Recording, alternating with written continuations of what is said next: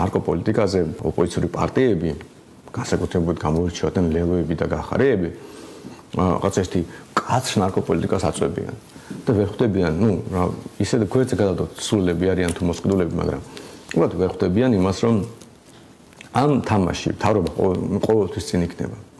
დასჯა, ციხეში ჩასვლა, სიმკაცრე, ეს არის მთავრობის პრივილეგია. იმგაგებით რომ ამაში ვერასდროს ვერ აჯობებ. შეიძლება მკაცრი განცხადება გააკეთო, ის ადამიანს იჭერს. და საბოლოო ჯამში თუ ადამიანის დაჭერაა მიზანი, რა ვიცი, მთავრობა ყოველთვის მოგიგებს ამ თამაში. მაგრამ ნარკოპოლიტიკა იმით გამოირჩევა, რაც უფრო მკაცრია ნარკოპოლიტიკა, მით უფრო მეტი ადამიანი იხოცება.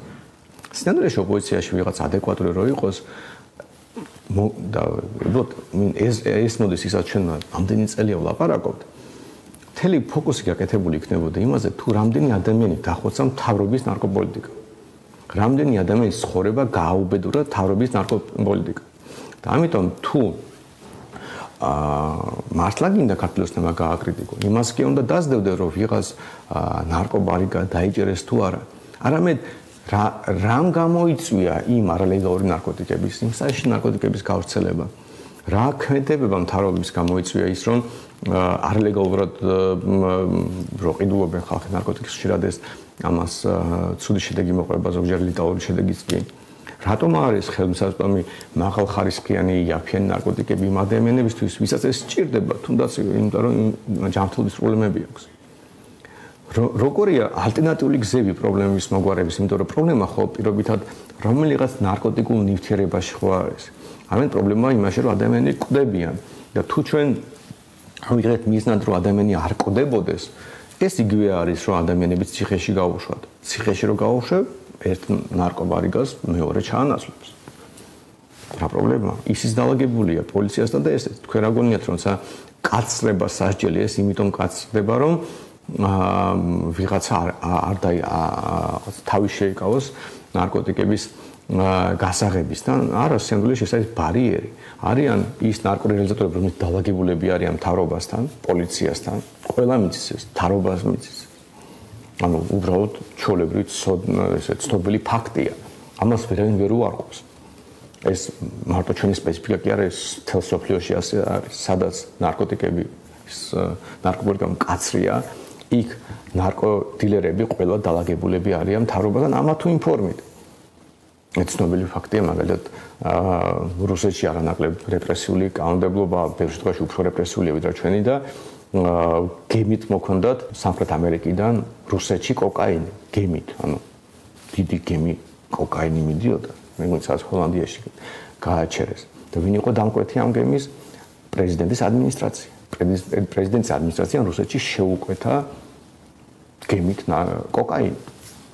ეს ჩვეულებრივი ამბავია. აი გახარიას რომ დასდევდნენ რომ კოკაინში კი არისო. მე უბრალოდ რომ წამიგენია რომ ალბათ მთავრობის არის ჩვეულებრივი ცნობა ექნებათ ნებისმიერ ნარკოტიკზე და ყველა ქვეყანაში ასე. უბრალოდ ამ ბაზარს კონკურენტები რა შემოდიოდნენ, ამიტომ არის საჭირო კაცრი სასჯელი. კაცრი სასჯელი ეხება კონკურენტებს, ვინც მთავრობასთან დაალაგებული არის და ნატოხაც გაბედა ნარკოტიკების ბაზარზე შემოსვლა და არა იმაზე მთავრობასთან დაალაგებულია. ისე და ისე ეს არის რაღაც ჩემი აღმოჩენა საქართველოს სპეციფიკა, ამერიკაში ასეა, რუსეთში ასეა, რა ვიცი, აზიის ნებისმიერი ქვეყანა იღეთ, აფრიკის, სამხრეთ ამერიკის, სადაც გინდათ. გარდა იმ ქვეყნებისა, სადაც ასე თუ ისე ნარკოპოლიტიკა ადეკვატურია და ადამიანებს ცნობა აქვთ ნარკოტიკებზე, ასე ვთქვათ, არალეგალური ბაზრის იქეთ, რა ვიცი, ჰოლანდია იქნება, ეს გერმანია იქნება, პორტუგალია და ასე შემდეგ. ამიტომ შინაარსობრივად შენ თუ გინდა გააკრიტიკო ნარკოპოლიტიკა, უნდა ის ადამიანური ისტორიები დაინახო, სადაც ხალხი გაუბედურდა ვიღაცა, იმიტომ რომ გარდაიცვალა ადამიანი უხარისხო ნარკოტიკის გამო და გაარკვიო რომ და დაუხსნა ამორჩეულს, რომ ეს იმიტომ არის, რომ მთავრობის აკრძალვა შანსი გაუქრა ადამიანს ხარისხიანი ნარკოტიკი მიიღო. დაინახო გაუბედურებული ადამიანების ცხოვრება, ჯანმრთელობა. ციხეში ვიღაც აღმოჩნდა უსამართლოდ, რამდენი ადამიანი ცხოვრება დაანგრიეთ. და ასად არ ქრება ეს ცნობილი ფონჯალის ისტორიები და არა მარტო ფონჯალის რასაც ხო არ გაქრა. რა არ იყიდება ნარკოტიკები თუ ასე. ამიტომ საბოლოო ჯამში თუ გინდა გააკრიტიკო ქართლის ოცნების ნარკოპოლიტიკა, სიმკაცე და ის კი არ ჭირდება დაჭერები და რეპრესიები. ამაში ქართლოსმოს თუ გაჯობებს, ნებისმიერ მთავრობა აჯობებს ოპოზიციაში რეპრესიებში.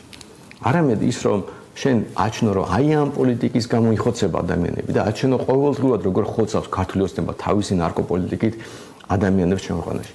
ახალგაზრდებს, ახალგაზრდებს, ასეთებს, ისეთებს.